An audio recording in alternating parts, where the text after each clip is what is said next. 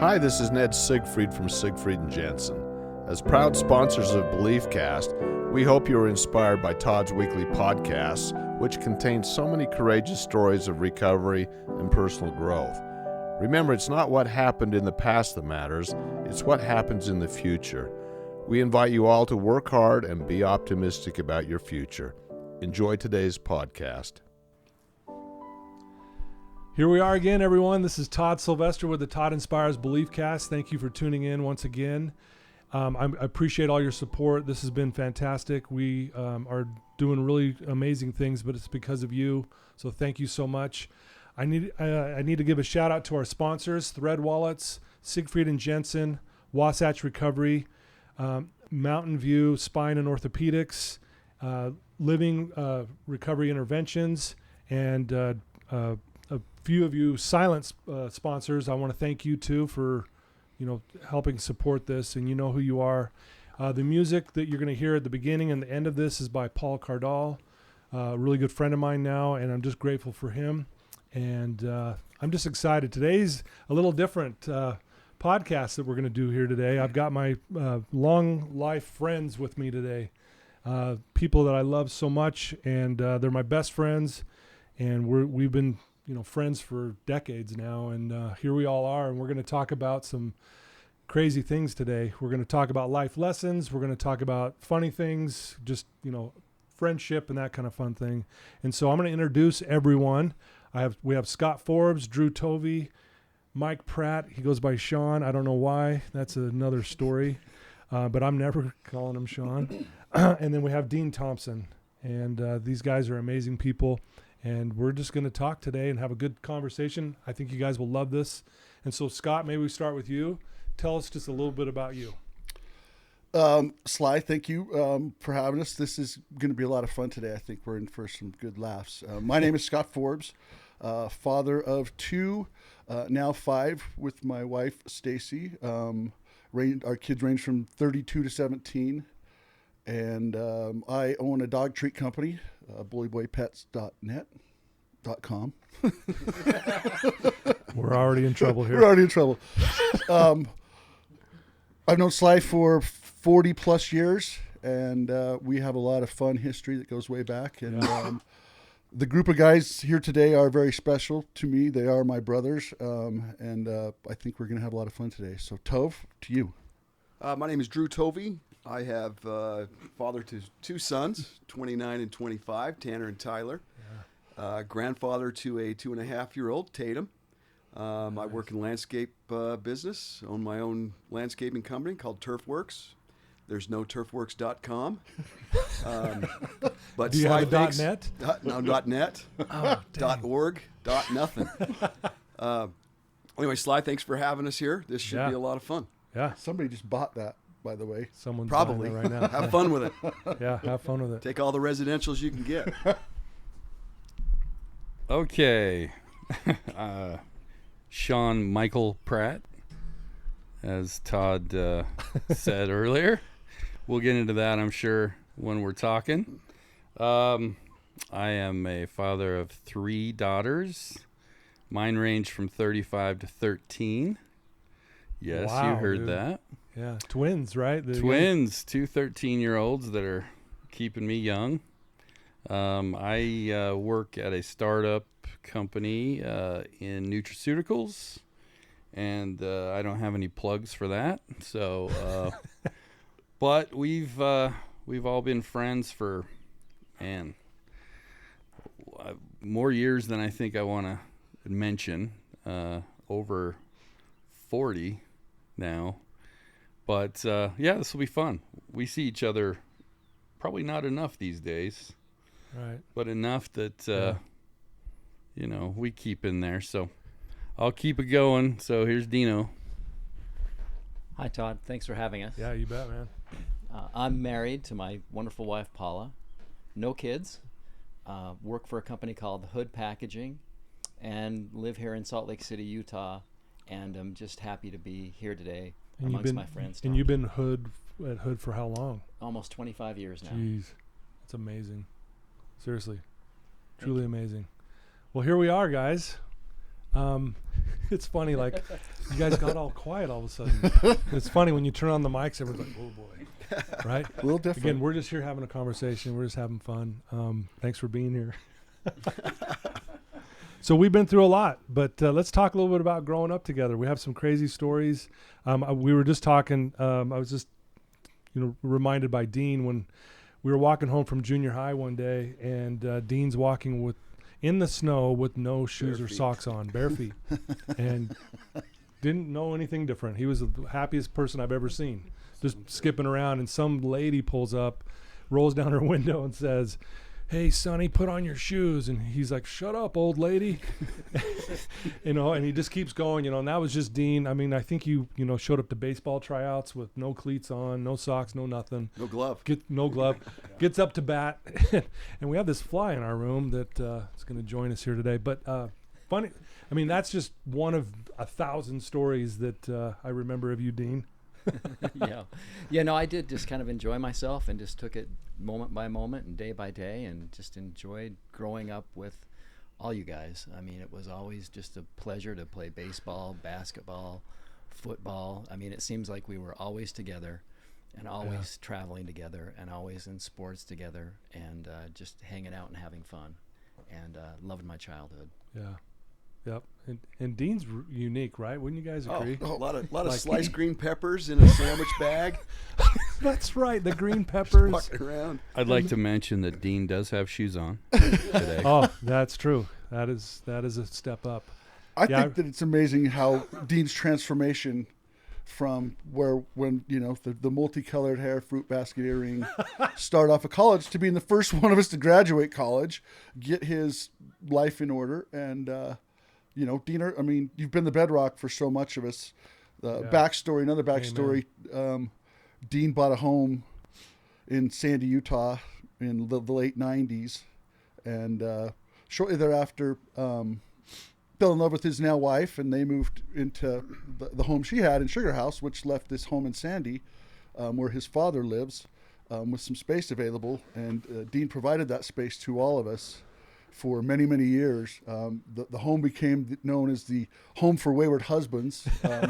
I had multiple incantations for years in that home. And multiple for me as well. Drew had multiple. Many of our other friends who weren't here also had stays there. But without it, I wouldn't have had a nice, safe place for my kids to grow up. And Deaner, I cannot thank you enough. And I just want that to be on record, that how appreciative I am for you to have that. And that house is still there. It's an amazing place, and Scott's still in the garage. He loves it.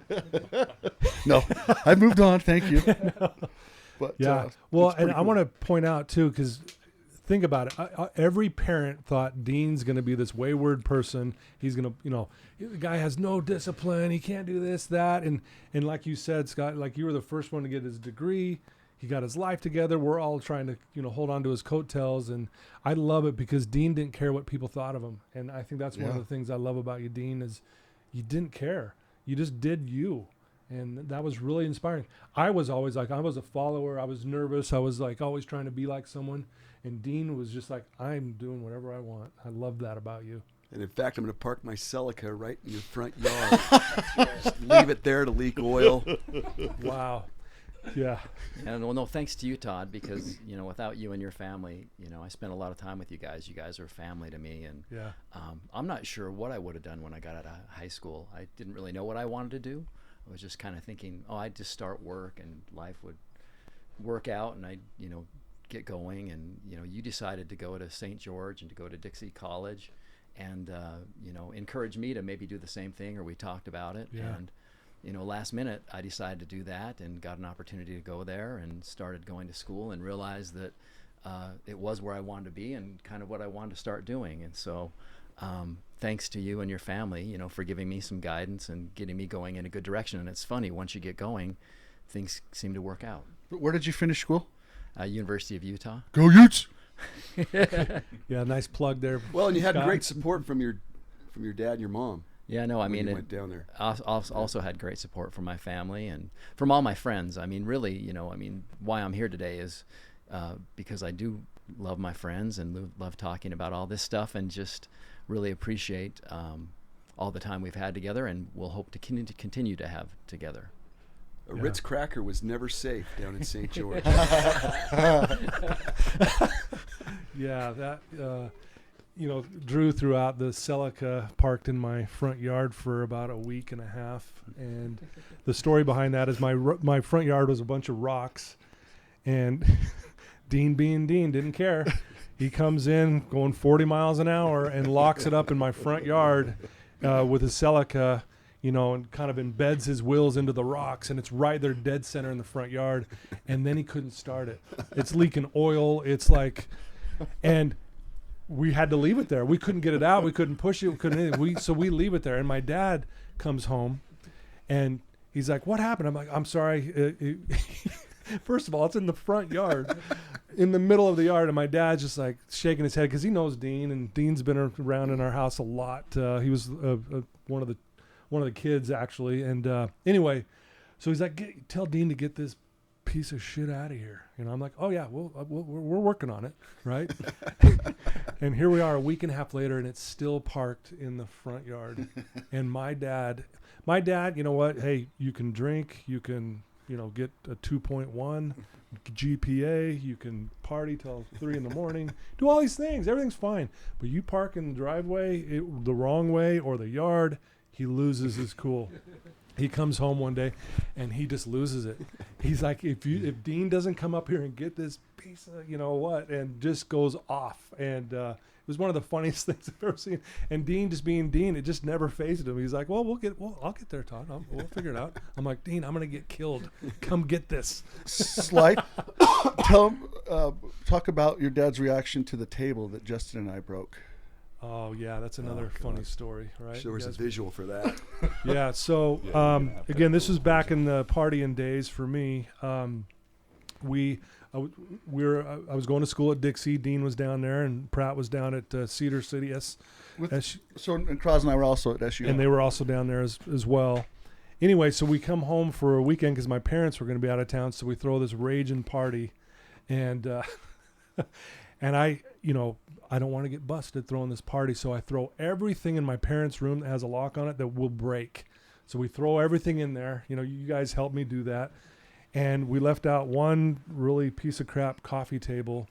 It was just out there in the open, right? Just where you'd normally leave a coffee table. And coffee table, too. Yeah, and I think it was you, Ras, and was it Justin? It was me and Justin.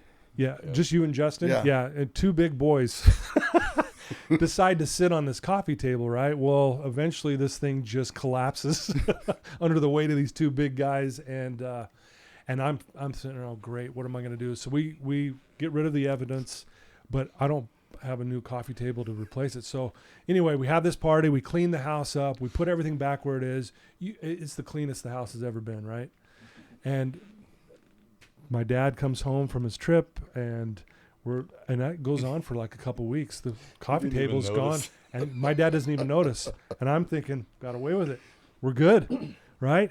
Well, one night, we're watching the news, and we always watch MASH after that. You guys remember that? And my dad's reading the newspaper, and my brother's sitting on that side of him. I'm sitting over here in another chair. And my dad literally, and I hope I can describe this for the listeners, he opens up his newspaper and then he kicks his feet out to put it on the coffee table, what he normally would do. And he's sitting there going, moving his leg up in the air, and there's nothing there. And he puts the paper down and looks, there's no coffee table. And he goes, where the hell's the coffee table? And I'm like, oh, I'm keeping my cool. And my brother, Sean, loses it, just starts busting up laughing. And I'm like, and I'm looking at my brother, shut up. Because I'm like, God, what do you mean, what coffee table, Dad? We're trying to play dumb. And anyway, it was just one of those funny moments that we've laughed about this for decades. And my dad's just one of those guys that, and oh, okay, we don't have a coffee table, get a new one kind of thing. But it was a funny time. Man. So, do you remember, I know y'all do, but when we got earrings for the first time? Now, you talk about your dad. He has his points where he gets, upset, and he has his points when he doesn't. And tell us a little bit, Todd, about the string of us that decided to get an earring and come home for the first time to your dad. Yeah, so this is again way back in the 80s when, earrings, if you had one, was really kind of rare. Now everyone seems to have an earring. So we're at the mall, Cottonwood Mall, walking around and just being kids, and I can't remember who it was. Hey, let's all get an earring. Maybe it was you, Dean. Probably Dean. It was Dean. Everyone blamed Dean. If you notice, like Diablo, whenever something Diablo went Thompson. wrong, That's yes. what he is, Diablo. But I'm not kidding you, and I feel bad for Dean back then because he always got blamed for everything, which half the time it wasn't. 95% warranted. But yeah, maybe. But anyway, it was probably Dean that says, "Hey, let's pierce our ears." So, and we all decide, well, yeah, let's do this. So we all get our ears pierced there at the mall, right? Or and we're thinking we're cool all of a sudden, and we're driving home, and everyone's like, "Well, hey, let's go show your dad, Todd." And out of all the people, we thought he would think it's pretty cool. Right. And so my recollection, guys might ever share what you remember of it, but so I'm thinking, yeah, he'll love this. So we all go walking into my house. My dad's on the back porch, and we all come walking out, and we're just standing there talking to my dad, waiting for him to notice. And then he notices we've got earrings, and especially on me. And he just goes red and just livid. And what I remember what he said was, oh, he goes, you know what? You better take that out of your ear, because if you don't, go downstairs, put on one of your sister's dresses, pack your bags, and get the hell out of the house. And I look behind me, and everyone's gone. All my buddies bail. That's because we And were I'm sitting there. throwing the earrings into the bushes. Oh, yeah. I literally I take it out, I throw it in the bushes in the backyard, and I get lectured for an hour of why he thinks earrings are bad. And I'm just like, out of all the people, I'm like, Dad, come on. It's no big deal. It's an earring. Was he standing there in his short terry cloth robe? Probably. Yeah, terry cloth robe. Yes. Oh, my gosh. Crazy time. But my dad, he just wanted, I guess, and I think he wanted me doing something different because he knew I was going down this path. Because I have to say this, and I hate to admit this, but I think within that month I got an earring, I ended up shaving my head, and then I got a 5 on the ACT. And all of this is happening, Not particularly in that order. And not to mention, Did you have the van at this point? no, this is before the van. We'll get to that in a minute. But during that month also, I had passed out in the bushes right by my front door. I guess I was trying to get, I don't know, I fell over and I was laying and sleeping in the bushes, and my dad found me. So all of this happened within a period of time, and so my dad's thinking, man, I'm going off the deep end here. And so I think that's why the earring was so sensitive. Put him to over the top. He was just like, oh my, now he's got an earring. What is going on? You Right? fit a year or a lifetime's worth of partying into a short span. Yeah, I think. Yeah, I think so. You Yeah. went pretty hard. Well, you did. I mean, we all did. But I think we all did, yeah. I came up with the brilliant idea on the earring thing of breaking the front of the earring off and just using the stem, which I then went to bed, and that stem got lost in my earlobe. Oh, because which it went then up turned- into, oh, no way. Then turned into a great big infection, Oh, and I got man. busted about 3 weeks later for having an earring. I didn't realize that. Yeah, I thought it was a good plan. Yeah. But And I think out of all of us, Dean kept his in the whole time. I think you did. Right? I think I did, yeah. No, I did, and I talked with my mom about it. She wasn't overly happy about it, but she went along with it, and I had it through probably my first couple of years of college, or maybe even through college. Well, that's where the fruit basket came in. Yeah, right. Yeah. Oh, man. Sly calls me one day, hey, Tovey, Dean's coming home this weekend. Can you talk to him? I'm like, yeah, what's going on? Well, his hair is jet black, and he's got a fruit basket hanging out his ear. Oh, I'll tell you, I got to tell you this story. We go to this party down at Dixie, and it's all the football players, all these people from Vegas, and we're talking big guys. I mean, guys that can, they're men, right? And we go to this party. Dean's got I think at this point it wasn't jet black because he tried to dye it back to the original color, and it turned orange. Yeah. So it actually looked like this off-color orange, like the puke orange. Yeah. And then he puts in this fruit basket earring, and I'm like, Dean, don't, please. We're going to this party. I don't want to get killed. And we go into this party. No one knows us. I mean, we know a few people there, all these football players, and Dean comes in just dancing, swinging his hips, doing this with his hands, and the fruit basket earrings going back and forth. And I'm thinking, we're going to get killed. the way Dean looks, and that kind of. But again, Dean didn't care. Dean doesn't care what someone thinks about him. He's like, no, I'm going to be me. And anyway, it was just one of those funny moments, And Dean was doing some pretty crazy things at that time too, with your roommates, Jesse, I think it was. Yeah, no, it was just kind of one of those times where you're kind of sowing your oats and kind of learning who you are. And I was definitely drinking, dabbling in drugs a little bit. Yeah. And for me, I knew I would always be okay, and it worked out okay. But I don't recommend that for anybody. Yeah. But I would say I was just having fun and enjoying my first year of college, and I did, and my second year of college, and had a good time. Yeah. Pratt, how many times did you ride your bike from Cedar City to St. George when we were at gosh. SU? True love. That's Yeah. 50 That can be miles. rough. That's 50 miles. I mean, I'll it's tell you. downhill 50 miles, but coming back. Oh, coming back, yeah. That'd be. Well, you have to preface that by You were a little skinnier then. I was a little. Well, little. you're lucky to be alive. To I be know. honest with you. Well, so like I said, just to preface that, Todd and myself dated twins, and they were both in St. George or Dixie, and I was in Cedar City with Scotty and Cross, and there was a 57-mile difference between Cedar City and St. George, and it was a tad hilly. And I was playing football at the time and pretty good shape, so I thought I'll just add to the regiment and ride my bike. And so the first time I did it, it was rough. We'll just say it was extremely rough. But why were you riding your bike? I was riding my bike. Well, to tell you the truth, I don't know. I asked myself that question many times, but So you had a car? I did. I had a car, but I rode my bike. I think it was trying to impress The ladies. somebody.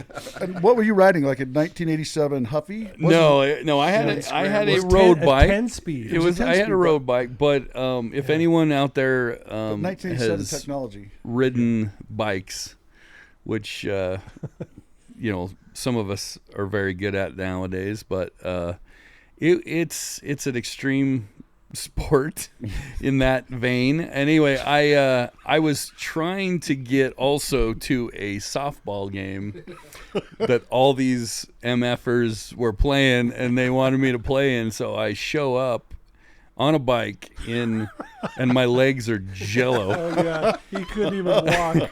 He literally was like, It was anyway. I only did it about 3 times. I decided after that I wasn't such the Iron Man. Did you ever ride back? I did. I rode back about 22 miles, and then Because back is significantly Yeah. uphill. It's all uphill. so like I said, it was 57 miles. I think I almost made it halfway back, and this truck pulled over and said, "You want to ride?" And I threw my bike in the back, and you were on drove. I-15. yeah, I-15 with Right on the I-15. semis. Yeah, it's And actually hailing and raining one way. So if anyone out there, discredits the Iron Man down in the St. George. an 18-year-old's will to do something, well, there you go. yeah. A will to chase The what? will to do what?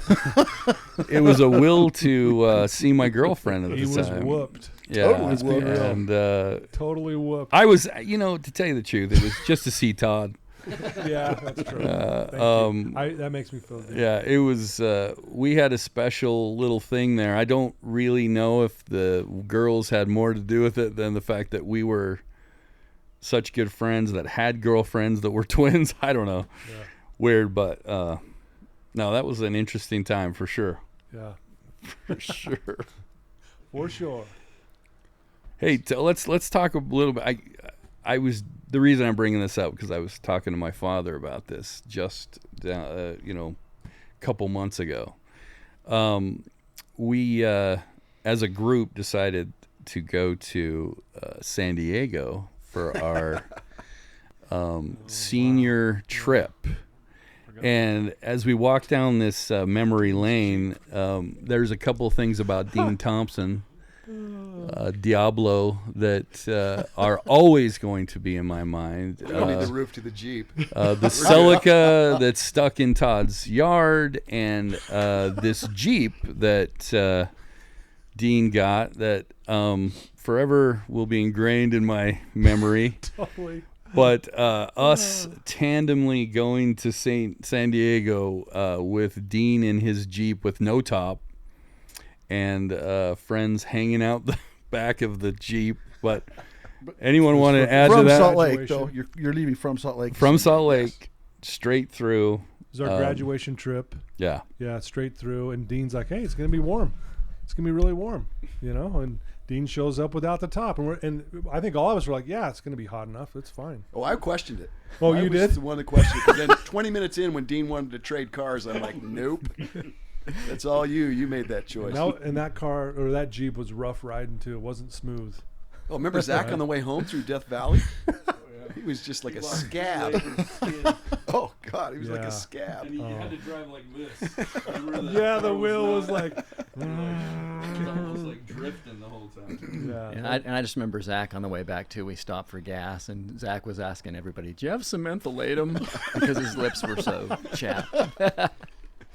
What a great trip that was, though. Oh, that trip. Yeah, senior trip. We rented a beach house in San Diego, and it was the biggest piece of junk on the beach. Right? You see all these beautiful things, and all of a sudden, like this, like, you know, what do you call it? Money pit is what it looked like. You know, it was this piece of junk. True. Zach showed the bums how to break in, so we had to ground him from Disneyland. Yeah. Yep. Yeah, good man. times. That again. This is during the partying days. We were doing some crazy stuff. You guys were drinking down there?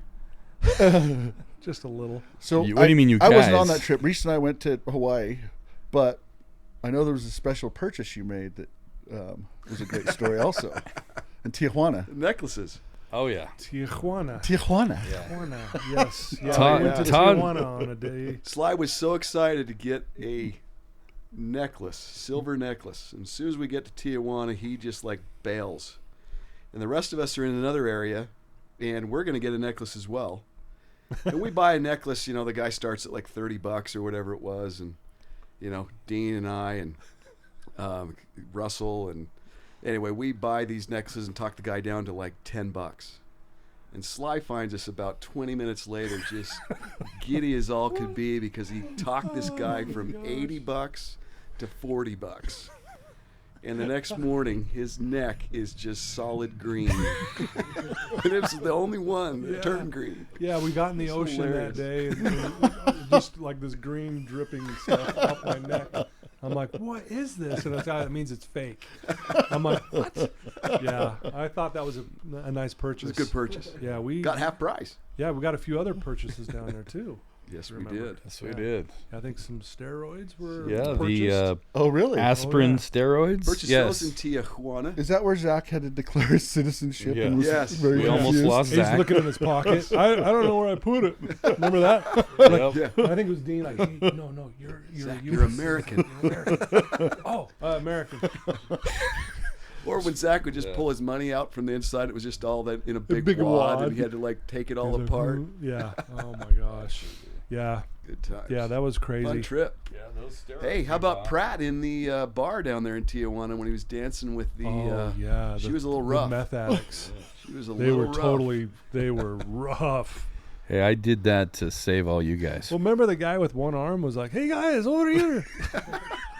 Remember that? That scared the Was that pants the one off trying me. to Those sell his people. sister? Oh yeah, and remember Devin's just like, "Yeah, let's go in there. It's all good." Yeah, that was good times, man. That was a crazy trip. We did some crazy things. We did something at Disneyland you're not supposed to do, but we won't. I don't know if we need to can mention that on here, but we did some fun things. That was Yes, fun. we did. I've never trip. heard of the Disneyland portion of your adventure, so. Oh, it's the sky ride. The sky ride. Oh, The good what old were you sky dumping ride. off the We sky got ride? high on the sky ride. Yep. Really? Yeah. Yep. See, now that's something I would do. Yep. I told my Today. kids for a lot of years that I went skydiving, and it was just really that. We went on the sky ride Right. high Yeah. Yeah. because, Yeah. yeah, Yeah, Did some that was crazy interesting. things back in the day, didn't we? We did, but the beauty of this group is that we have so much shared life together that goes beyond even Yeah. high school. We've continued to keep our lives very close, and I mean, Tove and I have raised our sons together. Yeah. We were single parents for a long time. I mean, I still send Drew a Happy Mother's Day because the man rocked it as a mother and a father. I do. I send him Happy Mother's Day every year because That's awesome. you know, you guys are what helped me get my kids through college and become successful in their own rights. And I want to thank you because this shared life has meant a lot to me, this brotherhood that we have and some of the crazy stuff. I mean, Dean, should we talk about you and I in Vegas that night at the... But real quick, real quick, Tovey did a Christmas card with, I think it was you and your boys and Forbes' dog. Yep. Yes. Right? Remember that? Yep. That was a Merry classic. Christmas from the Toveys Yeah, and the from- Forbes dogs. and And the Forbes dogs. That was a classic. That was Tucker and Snoop, right? Yep. Yeah. Yeah. Yeah. No, Tucker It and was Rocco. Tucker and Rocco. That was, Yeah. okay, Yeah. pre-Snoop. Wow, that goes Sorry. way back then. Back to what was the question? That was your last Christmas card? That was my last and only Christmas card. Yeah. Well, Really? Maybe I'll bring I that thought back. you did You more should. than that. Nah, I've only done the one. you can use Sophie. Sophie's very That was cute. a Sophie's drop the awesome. mic type I of think this card, though. upcoming year you should Toe. You know what? This year I'll Should do do one. another You one. got my word on that. Good. Oh, you heard Yeah. it here first. I'll folks. do it'd be Tovey and the new Forbes dogs. Yeah, I was Yes. gonna say you got a new Whole one. new generation. Oh, yeah. Okay, well, Dean doesn't want to talk about that. Tove, let's talk about you when you and I worked together at Gettner. There's a great story there that Oh, I'm my willing God. to You let leave me it to out. me? Well, it's more funny the way you tell it because Oh my heavens. let's back at Tove and I worked together. This was 2001-ish. Yeah, something right in there. Was right before I did what I'm doing now. But we were working for a company that sold conference calling before that was when that was a necessary thing. And Oh, I was the we were- absolute shit. well, yeah, I was having some success at it, and it was all based on call numbers, remember and it was outgoing. It was call center kind of a thing, and we learned that. Well, Drew learned that. So go ahead. I'll let you tell him what you learned. Well, as I said, I was terrible at it, but so on the daily, because you just had to put calls out. So I figured it would be, God, if I can't lead in sales, I'm going to lead in calls. So I started calling fax numbers, and it would record as soon as it picked up that it was a phone call. And every morning it'd be like, Drew Tovey led the team in calls. Anyway, we're. so Scott let me was doing let me jump in, and then you can tell a story. So one of their new products at the time was web conferencing, and we were trying to get customers to get on and do web conferencing, which is like Zoom now. I mean, this was in the early stages. So I set up a view or a test or a demonstration right. demonstration with my uncle, who at the time worked for a large bank corp based out of Salt Lake City. And so I get him on. We have a guide from the company we work for, myself as a salesperson, my uncle, and he brings on another person from his company, a woman, to go through this web conferencing demo. Well, Drew wanted to see it, so I have him come on underneath so nobody knows he's there. He's just logged in. And the proximity of this office is that Drew and I are literally on other sides of a little partition Cubicle wall. So I could like stand up and talk to him. We also use this internal communication chat system, instant message system that the company had that we would communicate a lot with if we couldn't talk to each other directly. So that was, but we had a lot of ways to communicate. So Drew, go ahead. You're on the thing and we're having the deal, and Yeah, we're kind of waiting for Scott's uncle to get on, and Scott's doing this personal messaging to me because there's this girl that works at our office that but I'm using the company's the one. company's messaging, and there's this girl that works in the office that Scott's trying to get me to ask out, and she was cute. And anyway, Scott's personal messaging me through the message site, telling me, there's, well, it was, some of it was graphic. And, I'm just like, dude, I'm good. I don't want to date her. I'm not going to, yada, yada. And anyway, so Scott's uncle is now coming on with his team Some of it was onto the conference call. So we've shifted over from. So it shifts over from that, from our Now it's- personal messaging. Now now it's on the business. web, Yeah. and it's on this demonstration. And I can't remember exactly what I said in the last message I sent to Scott, but it was just like, no, dude, I am good. I'm not going to ask her out. I'm like, what are you trying to do? And so then this message comes across On the the conference. conferencing messenger that says, dude, I'm just trying to get you laid. By a little blonde hottie. Yeah, by a little blonde hottie. And then Scott's uncle now is activated on this thing, and right across the front page of everybody's computer is this message from Scott saying, I'm just trying to get you laid by a blonde hottie. Oh man. Scott's uncle is like, Scott, what is this smut on the screen? Well, and of course, before that even happened, as soon as Scott sent the message, he just pops over the divider. quickly. He's like, did that just go to everybody? And I just looked up and started laughing. And I said, yep.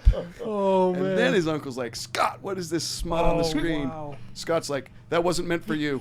And he's like, well, we're done here. And I can just hear, keys getting pushed. Scott's trying to delete.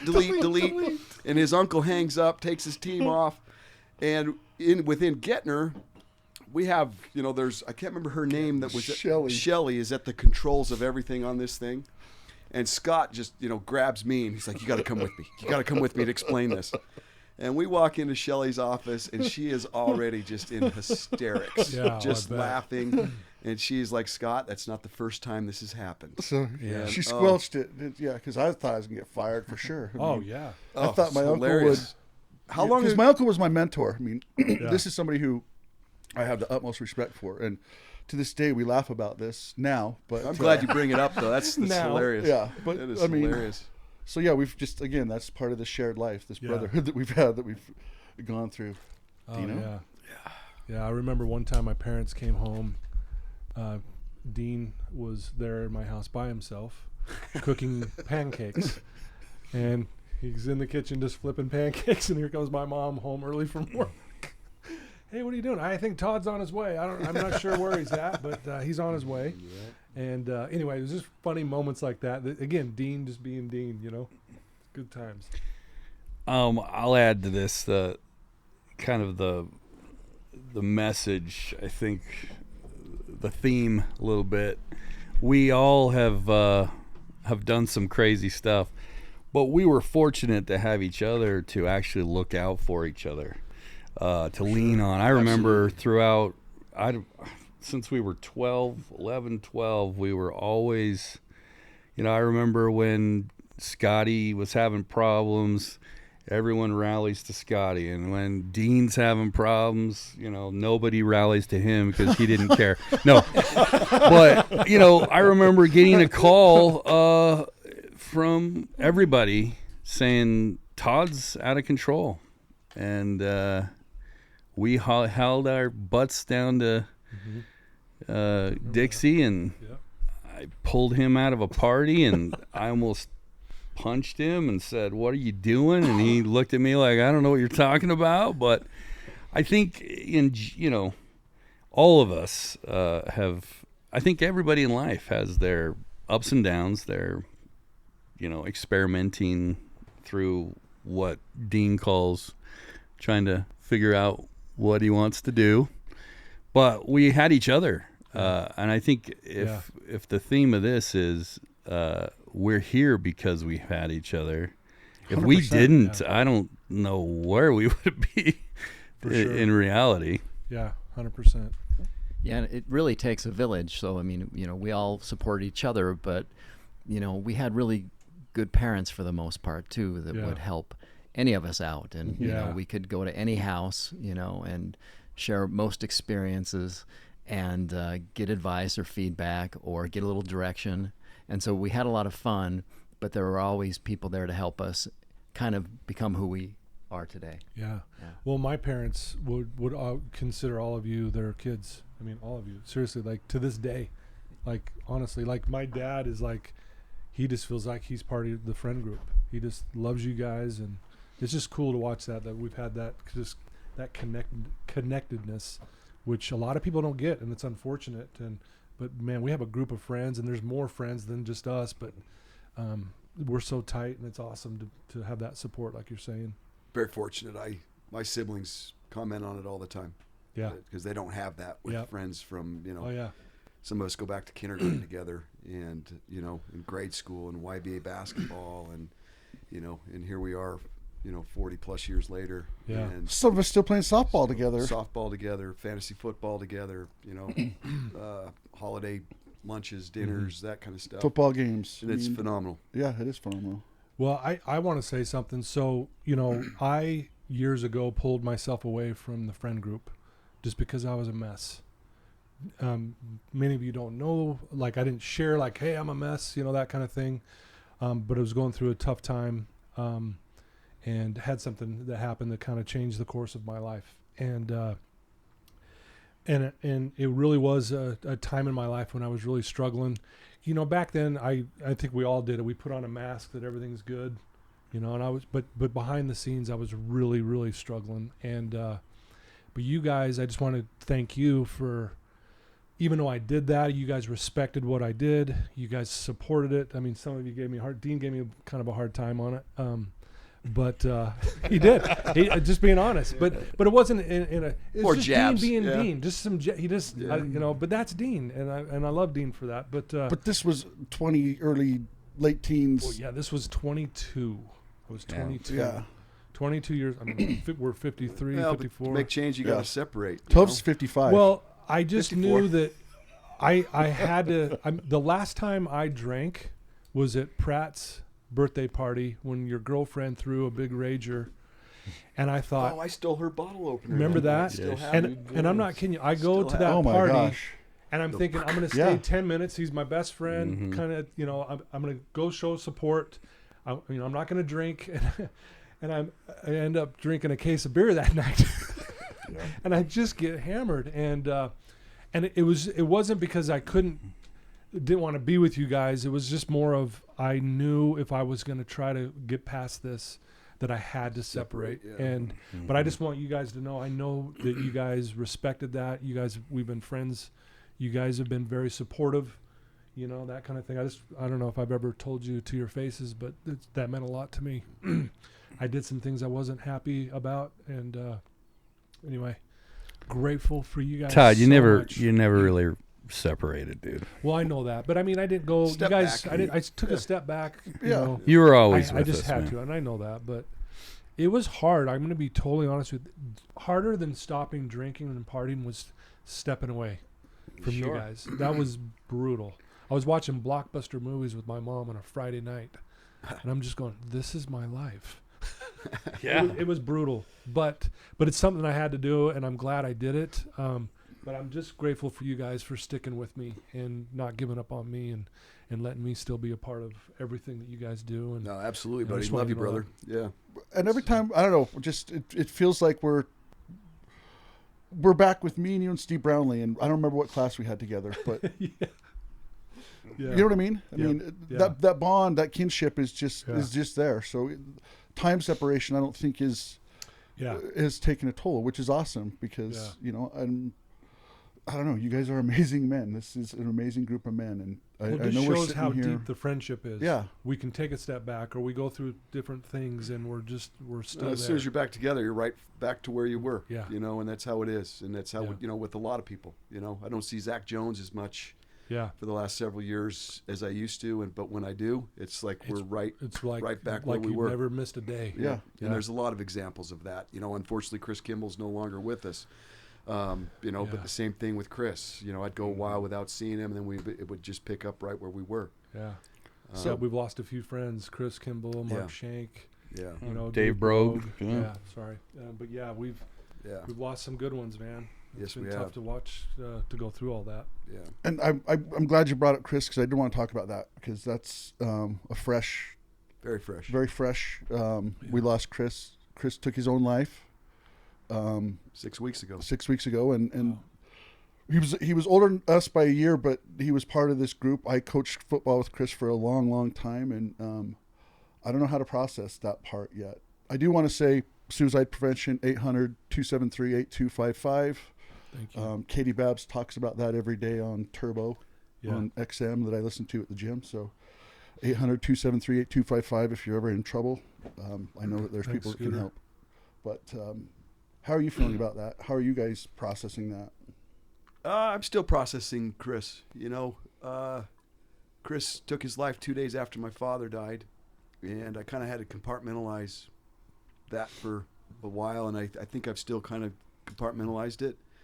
I'm still as angry as I am sad, I think, but I do hope Chris has found peace. I know he fought demons for a long time.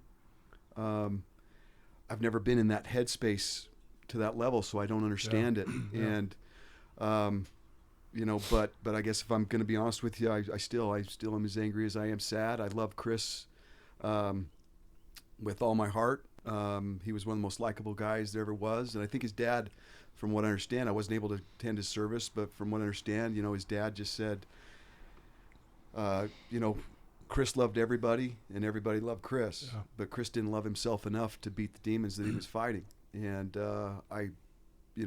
that really hit home with me as far as a definition of Chris. Yeah. Because it's very true. There wasn't a more likable guy than Chris. Sure. He'd come up to you with that smile, his attitude, his, just a likable, lovable guy. And, like I said, I mean, to go through the loss of my father and Chris in the first couple of days, it was like an example of like the full circle of life that I saw with my dad. And then a really sad ending to an incredible person. And, I'm going to miss Chris, a lot. I do already. But I'm still in the process of processing that whole thing with Chris right now. I haven't really found peace with it. But at the same time, I'm not, distraught about it either. Because another thing, that Chris's dad said at his service was that, he was shocked that Chris did what he did, but he wasn't surprised. Yeah. And, that's another thing that rings very true. Because, again, Chris fought those demons for a long time. And, I didn't catch that phone number you mentioned. But, again, there is that phone number to call. 800-273-8255. Thanks, Scott. Got it. Yeah.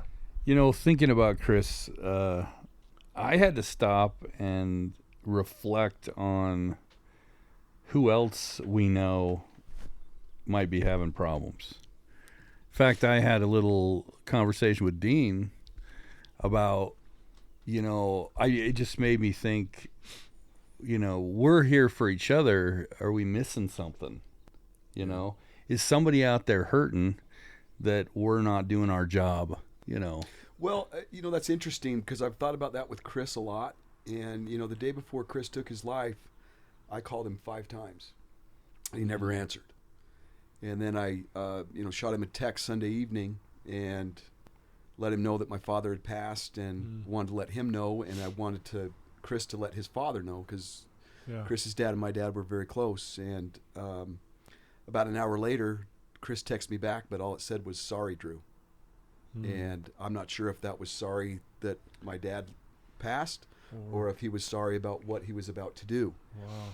And, as you think about us doing our jobs or reaching out to people and that kind of thing, I do believe that, and Chris is a good example of that, I did reach out. He didn't come back, and I think it's because he knew that if he shared what he was going through with me, I might pull him from the edge, as I've done before. Yeah. And I just don't think Chris wanted to be pulled back from the edge for wherever he was in, in a it sounds like he had a plan the way things went down. Yeah. Yeah. I think sounds so. like he had a plan. I've not had a chance I talked to Andrea Kimball, last Sunday. I ran into her at brunch and I talked to her and her husband a little bit about it, and they're hurting, obviously. Sure. Yeah. They're still really fresh off of the loss of Russ Kimball, which was only 5 years ago. Yeah. Wasn't too long ago. And it's a shame that Chris is gone. Very likable guy, lovable guy, a really good friend. And but I do think that it's tough when someone gets into that spot to be able to help because I think they get to a spot where they just don't want the help and want to go through with what their plan is. Yeah. Pratt, you were talking about when you were there for me, and I think you were referring to when we were in McPhail's backyard a couple years ago. I went through a migraine challenge, and it would hit me seasonally, but it was brutal. It would be multiple weeks of just sheer agony and hospital visits. And I got dark, and I started saying some things like, if this isn't gone in a week, I'm going to take care of this myself. And I said it to enough people apparently that got overheard, and these guys rallied and gathered around me, and they got together and pulled me in and asked those questions of, are you serious? And how serious are you? And were you? And I would say I was pretty serious at the moment. because I was in dire straits. It took me another year of, I guess, not really paying attention to what was causing it. And I figured that out, and I haven't had those headaches now for a long time, going on 10 months. And That's great. also stopped drinking alcohol 10 months ago. So that, I think, is a big contributor. So That's awesome. but yeah, with these, I don't know where I'd have got without these guys. And I mean, Dean can attest to it, because he saw me at the worst of it. He saw me going through physical pain that was unstoppable. And, you know, so there are factors that can push people to those things. And I'm just glad all you guys were there, and that we've all been able to, or that you were able to help me work through and get past some of those demons. So thank you guys. I appreciate that every day. You're welcome. And you know, the thing is too, though, it goes full circle, because I mean, I can tell you a month ago when I lost my father, and then Chris passed, and I had a little incident a few months prior to that, and I had some friends that were worried about me. And I mean, I could grab my phone right now and go through text messages from Scott Forbes, Todd Sylvester, Dean Thompson, Pratt. I could go on. But my friend group reached out to me on a daily basis. And that friend group is 8-10 people that on a daily basis I got a text or a phone call asking how I was doing and if I needed anything. And again, that support and that love that's shown is so important. It really, really is. And this group has always done it. Yeah, it's awesome. Sly, you helped me in that same time when you were still, I guess, more active in a religious fashion, and laid hands on me.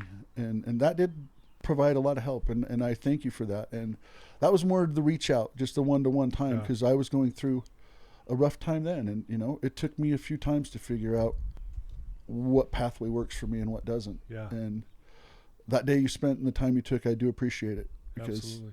you know, and we've always been there. You've always been there. And I don't know, to see the transition and watch what you've done and turn this whole thing into is pretty spectacular. So thank you. I'm proud of this group of men. Very proud. Same here. Absolutely.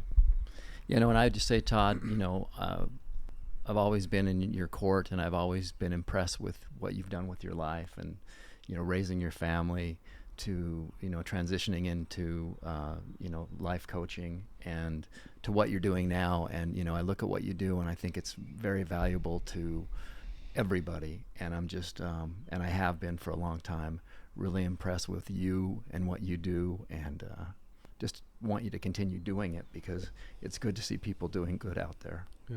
Wow. That means a lot. Thank you, Dean. Love you, man. Love you too. Yeah. You know, again, we could come up with 1,000 stories of these type of situations. You know, when I was in one of my darkest moments, Dean, you were there, and I had reached out to, you know, I was struggling with I was going through a faith crisis, and first time me saying this. So, but I remember I reached out to people that I thought would respond in a certain way because they had a background and whatever, and it was just met with, you know, I'm doing the wrong thing, it's my fault, da da da da da. And then out of all the friends, I went to Dean first and told him, and all he did was cry and come and hug me. I'll never forget that. And I sent you a text a little while ago about that, but I'll never forget that, because it was like, for one moment, Dean didn't care. He didn't ask questions. He just hugged me and cried with me, and that meant a lot. And so anyway, I mean, we just have so many great moments like that where we've been. I always say this in treatment here with people: you got to have friends who have your back. Yep. Because if you don't have that, because a lot of these people who come through this treatment center, they don't have those type of friends. It's like, you know. And yeah, we did some crazy things together, and people might look at that and go, yeah, you guys, but you know what? No, we've been through the thick and thin with each other, but we have each other's backs. Absolutely. And that is rare. And I always tell people who leave this program, you got to have friends who have your back, who will call you out, who will say, what are you doing? What's your problem? You're better than this. Or, hey, you look like you're struggling. What can I do for you, man? And be honest with me, that kind of stuff. So again, just, you know, echoing everything that you guys are all saying. It's just amazing. I am my brother's keeper is something that's always resonated with me. And, I think that's part of it, is that if we're stronger together, and building each other up is just something that seems to come with this group, and I love it. I mean, we give each other plenty of shit, but it's all in love, though. It's all in love, Yeah. but yeah. Yeah. I think, we've seen each other at our worst, and we've seen each other at our best, and when it's real, you don't judge where someone's at. You either help or cheer on or accept, because that's what we do. Well, you guys accepted a lot of crazy women in my history that you've had to put up with, but I mean, you helped me through it, right? I mean, Yeah. Hey, some Scott, of them you were like, "You guys, are you really?" after a while, when you call all 10 women crazy, you may want to look at yourself. I'm just saying. Well, There is a common denominator. I know. Fortunately, Hey, but Forbes, see, take but a just- look at yourself here. right. But caveat, Stacy, my wife, He's like, why did I bring is this she up? broke that mold. Are we all in agreement Stacey. with that? She did. You stayed Broke on the the hunt mold. till you found the right one. I did and you find the got a right good one. Yes, Hey, I for found sure. an amazing woman. But It's a lesson in perseverance. it was. I mean, seriously. right. No, and I know. I shook the crazy tree a lot. yeah. Yeah. No. I was thinking, I mean, there's so much we could sit here and talk about, but Pratt, I've known Pratt since,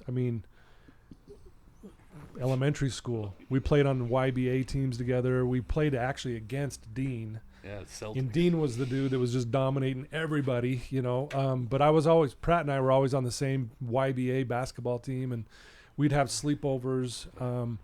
We would walk back and forth to our houses and get chased by that dog every time. Just these fun moments, and it was before cell phones, and it was before like you could leave the house for hours. Your parents don't have a clue where you're at, but it was just the way we did things. Old days. But yeah, just looking up to you guys and hanging out with you guys in high school, and just, I don't know, it's a blessing, man. I wouldn't change a thing of what we all went through and what we did in high school. I wouldn't change anything. Yeah. It was the greatest. Would you change Thing. getting put in the garbage can, Dean? No, but it was embarrassing. What? Tell us that. What? I don't remember that.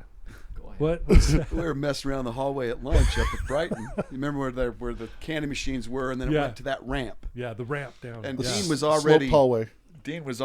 on Miss Gill's shit list for everything. The hot Miss dog, Gill. the Oh yeah. joke, The snowball. the snowball, Just one more. everything. I need to work on my Jeep. So at one point during lunch, Oh my gosh.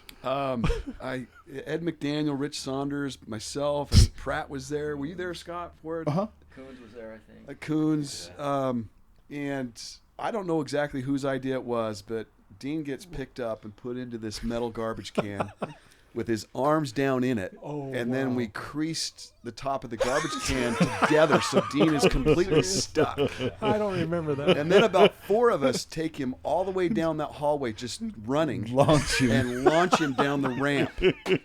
So Dean's flying down the ramp Oh my gosh. like this, and as he hits the bottom, the garbage can just tilts and he falls sideways and cannot move right at Miss Gill's feet at the entrance of the lunchroom. And Dean is squirming down there like a fish, trying to get out. But it's pinched around him. Yes, Right? He can't and Miss get out. Gill gets on Dean like it's his fault. And of course, Dean's like, "Yeah, Miss Gill, I put myself in this can, clenched it together, so I'm stuck." Anyway, and of course, we all took off as soon as we saw him fall by Miss Gill. Oh and yeah. Dean had to stay after school for a week and clean lockers. Oh man. Yeah. Dean might have something to say about I think it. the problem is Yeah, no, I he's had to always in clean. trouble. I had to clean windows and lockers, but I never told on one of you guys. No, that's right. Never told on one of you. I just See? did it. This guy had your back. Took the He punishment. had our back. Your friend has your back. See? Well, I remember we were throwing snowballs right outside our locker on Bengal Boulevard there, just pegging cars, and we get busted. Here comes Miss Gill. Get down to my office, and he goes, "One more!" Wham! Just nails his car and right in front of it. We're like, "Oh my goodness!" Bus. Or was it wasn't the bus? Yeah. Maybe it was a bus, but Yeah, and well, as she came running out because she was like, "That's it, you guys are all suspended." Dean's like, "Well, in that case, well, if we're already done, here, one more. Wham! And I'm looking at Dean, going, "Oh my gosh!"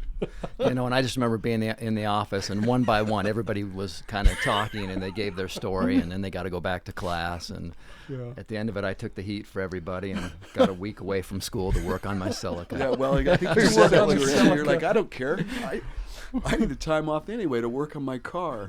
Oh my gosh. Yeah, just so many stories that we could go into, you know, playing ping pong at Dean's and doing remember we used to box. Oh God, remember we used to Mumford and Bob McLeish. When Bob drilled Mumford and he just took his ball and ran home. Yep. Well, remember, Lord, it's like, funny. are we going to punch in the face? And those two were like, and Bob's like, yeah. You know, a couple cracks and Bob just wham, just square. Old Was that bicep Bob. Zach's house? Because I know we used to box. Dean's No, it was at basement. That was at Dean's Dean's basement. basement. Zach's was. And he threw his gloves Zach's off was and walked crazy home boxing. Yep. from Dean's house, which is a Oh long yeah, ways long away. way, long ways. Long ways away. Eric But, did? That's the longest Yeah. Mumford's ever That's- walked in his life. I guarantee you. And you know, speaking of the Jones, their boxing matches, because when I lived with them, Yeah. Frank had put together tournaments, and they would draw, you know, Yeah. and so it was either, you know, I either drew Frank, Justin, or Zach, No. you know, and I'm a third their size. I did beat Justin once, made it to the finals against Frank, when we, you know, we wore football helmets. Yeah. Oh, and Suzanne would be out there. She'd have lemonade and some crackers and things. And we're just on their back patio having these boxing matches. And Frank put me into the middle of next week. Oh, well, yeah. I mean, yeah. the guy was a Wally was solid sitting on his rock. Harley. Yeah, no, it was good times, though. Yeah. Good times there at the Jones house. I just remember Those the basement. guys. It was you couldn't hit in the face. It was That's just where- body punching. That's where we brought the Well, I football boxed. helmets in. yeah. I boxed Brandon Hansen, Yeah. who's huge, and I'm the skinny little kid. And You gave him we a sucker walk punch. out there to touch gloves, and I thought, this is my only chance to get a shot in. And I just crack him in the chin, and it takes his chin strap off. So he throws the helmet off and says, "Let's go." And I thought, "Oh no!" Oh, yeah. And he Game just on. wails on me for like 5 minutes, and I can't see the punches Yeah. coming because you're in a helmet, and my head's just going swag, swag.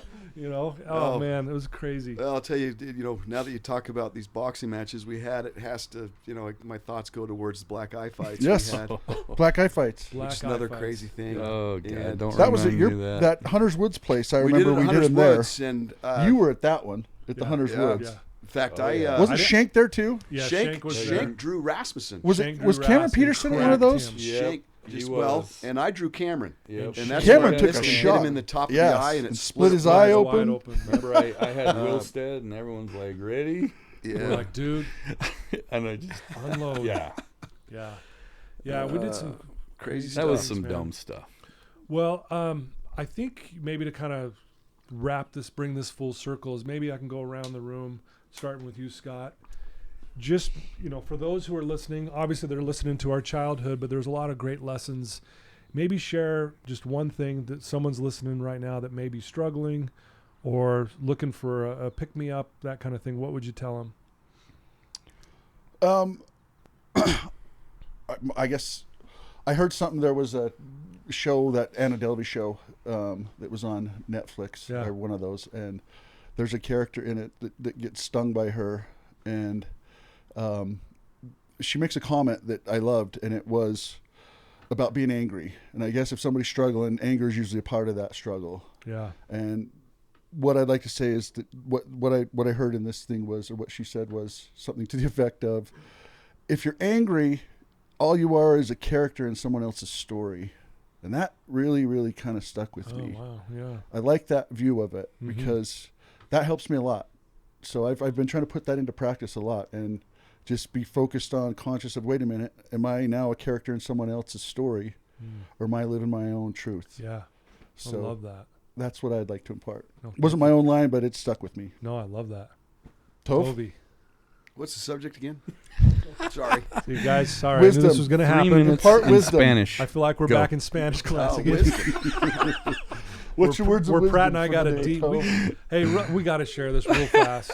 I'm in Spanish class with Pratt. It was our junior year or sophomore year. It was our sophomore year, and I hate getting in front of people and talking, let alone in Spanish. Yeah. I'm not doing good in school, and Pratt and I, we get teamed up we have to do a speech in front of the class in Spanish for 5 minutes. Oh. And so we get together and we have this. You want to take it from here? Oh my gosh, it was great because and we actually would practice between classes before we got to this class, and we didn't know Spanish. I mean, we've been through this class. We're almost done with this class. I think it was the end of and we had no idea any Spanish. So Todd's like, "What are we gonna do?" And I'm like, "Just say hello to." And then say names, right? Well, no, you were going to say, hey, we're going to throw a party. Who would you like to invite? That's right. So I was going to list off 100 Spanish names. And it was going to be the whole 5 minutes. And I go, that's brilliant. I'll just list off. We'll invite Juan and Juanita and Roseanne, and we're going to go down this list. And Pratt's like, that's awesome. And he goes, and then Pratt will come in and end and close it all up. Yeah. So. Yeah. And so I say the first line, and Todd looks at me in this scared look and says like one name, and we sat there. And Pratt's looking at me like, keep going. I'm like, keep going. Froze. I totally froze. I'm scared to death. You didn't have a list you're reading or anything? No, we couldn't. You had to have it memorized. Yeah. You couldn't. We had to just go up and talk. And that was that was the sum of our. Yeah. That was great. Got a D-. We got a D-. Yeah. We were pretty happy about it, actually. We're like, thank you for passing us. Yeah, you passed. Right? D's get degrees. So anyway, just some advice, Drew, that you could share with those that are listening. That we've all been through a lot, and what could you share? I guess first thing that comes to mind is just to, again, I'm going to go back to, I go back to, the loss of my dad here recently. And, as you guys know, I grew up in a step situation that, years ago, it wasn't easy. It was really tough. But in my early 20s, I was kind of faced with having a relationship with my dad or not. And some of my siblings have not had a relationship with my dad for many years. And, I went and talked with my dad and his wife at the time and put everything out on the table. And I just kind of erased everything and went from this day forward. And I went with this day forward with the attitude of just try to do right by others. So that's the first thing that comes to my mind is, don't get taken advantage of, but try to do right by others. And I think you find a lot of peace in that. It's helped me a lot. Yeah, very well said. Love that. Pratt? I have 13-year-old daughters that are twins, so I'm fortunate enough to have the older side and then the younger side. So I have to endure and love every aspect of what that is. But what I've seen lately is that we've got the war in Ukraine, we've got COVID, we've got so many things. We have social media, we have isolation, we have so many things that we were not faced with as kids. Yeah. And so to kind of circle this around, we are fortunate. We are so fortunate to have grown up the way we did. But I impart this to my kids all the time, and I hope they get it. But I think we as individuals or people, we make more out of things than they are. And my advice would be, it's not as bad as you think it is. Be thankful for what you have, the people in your life. Really live with gratitude, because it can go down a rabbit hole if you don't. And I see people doing it all the time, and you have to stop, you have to reflect and say, wow, you know what? I'm getting so mad. Like we talked about your dad. I'm getting so frustrated. The world is ending. The interest rates are going up. Just relax and look about what you have in your circle. It's not as bad as you think. And hopefully, that gets you to the next day and and lean on your friends, your true friends. Yeah. Sometimes we don't reach out, and then we expect them to reach out, and there's got to be a little bit of both, right? Yeah, I love that. So anyway, Well said, Pratt. Dino. Well, I guess I would just want to say, it's been fun doing this with you guys, and you're the reason I'm here and wanting to do this is just to share this experience with you guys again, something else that we've done together. Yeah. And I'm glad we did it.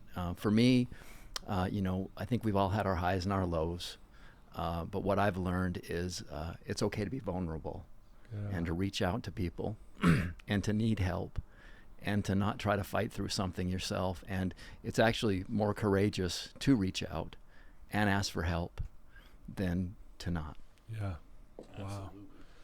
Again, very well said. In treatment, we talk about vulnerability a lot, and we always say the amount of vulnerability you're willing to express will be equal to the happiness you'll experience in life. So if vulnerability is down, happiness is down. Vulnerability up, happiness is up. Because think about it, we've been pretty vulnerable with each other, and it connects us. Like, we feel connected when you're vulnerable. Like you do certain things and you just feel more connected. So I think that's been maybe the foundation of our friendship is vulnerability. Yeah. At the end of the day, right? We've shared everything with each other. I think you're right. So very well said, Dino. I'm glad you brought that up. Yeah. I just want to say, love you guys, each and every one of you. I have a deep love for all of you guys. I wouldn't be here without you, and I am thankful, and I look forward to what the next decades bring for our friendship. This is pretty awesome. I hope to stay close with you guys for the next 30 years or more. And when you're saying friends, we're saying here, but we also have a lot of friends who aren't in this room. Yes. We didn't have enough mics. Yeah. But there's a long list, and you guys know who you are because, like you mentioned, all those texts you got when your dad passed and just checking in with you. And I mean, how cool that feels, just knowing that even though this sucks, man, I've got people that, want to know how I'm doing. So meant a lot. Meant a lot. And I'd like to just reiterate what Scott said too, and let each of you guys know how much I love you, how much I appreciate our friendship, and how nice it is to be able to turn so many different directions to get support in whatever we're going through. For sure. And the truth, sometimes the hard truth. Yeah. Because sometimes the hard truth needs to be said, and that's what I really appreciate with you guys is when those hard truth moments have been spoken. Yeah. Do you want me to be honest or nice? Right. Take your pick. Yep. Right. And honesty doesn't always feel nice. Right. Exactly. Yeah. Well, I hate for this to end. This is awesome. We'll need to do it again. Honestly. I would love to. Thank you for doing this. Thanks for having us. Thank you. Yes. Thank you, Sly. Yeah. Thank you for this opportunity. Yeah. This is fun. So here we are. Thank you for tuning in, everyone. And I love you guys for all your support. I can't believe where this is at. We're ranked in the top 100 in mental health in the world. Blows my mind. Yeah. We're trending on Apple Podcasts and Google Podcasts. I've got amazing sponsors. You know who you are. Thank you so much for getting this out to. This will go out to about 450,000 people. And I know that there is some wisdom spoke here today from a bunch of old guys right now who's been through a lot, right? But don't you guys still feel like you're 30? In my head, I'm like, and then I look in the mirror and go, oh, well, no, I'm a little older than that. But like I said, Sometimes when we're it's together, the 17-year-old that creeps in. Exactly. That's the one that scares the hell out of me. in my head, we're all 18. I see the same 18-year-old versions of us. For the record, I am the youngest one in the room. Yeah, Pratt got held back 3 times when he was in kindergarten, and he always touts that he's the youngest, but really, no, he actually really is. I would also like to point out he's also the largest. Wow. Yeah, for those out there, there's a lot of little teeny people in here. I didn't So know largest isn't They really made that 3D large. T-shirts like that. Yeah. All This right, looks well, like it's coming right. thank you guys for tuning in. I love you guys, and again, please share this with everyone you know. They'll get some good wisdom from this, and I love you guys, and until next time.